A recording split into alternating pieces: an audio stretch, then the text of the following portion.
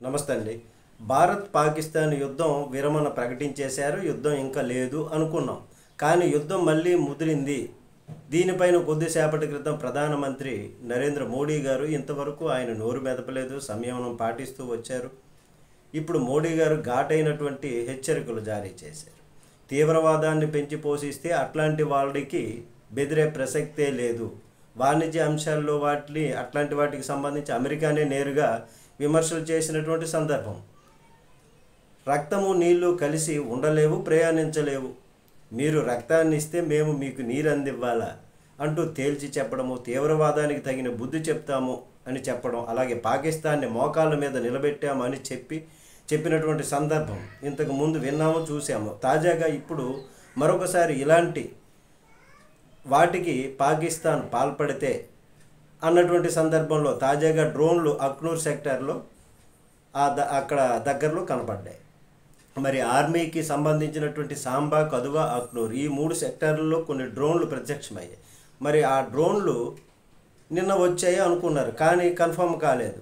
ఈవేళ ఆర్మీ కూడా కన్ఫర్మ్ చేసింది వాటిని మధ్యలోనే పడగొట్టాము, కూల్చేసాము. కానీ దానివలన ఇప్పుడు ఏమైతుంది, సరిహద్దుల్లో మళ్ళీ ఉద్రిక్తత నెలకొంది, యుద్ధ వాతావరణం నెలకొంది. దీన్ని నేరుగా పాకిస్తాన్ సైన్యమే యుద్ధానికి కాళ్ళు దువ్వుతూ ఉండాలి, లేదా యుద్ధానికి కాళ్ళు దువ్వే క్రమంలో ఇవి చేయించగలగాలి.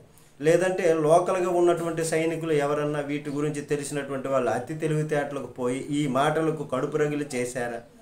ఒకవేళ అలా చేసి ఉంటే అట్లాంటి వారిపైన కఠినమైనటువంటి చర్యలు తీసుకోవాలి, లేదంటే సైన్యమే చేయించి ఉండాలి. ఈ రెండింటిలో ఏదో ఒకటి జరగాలి.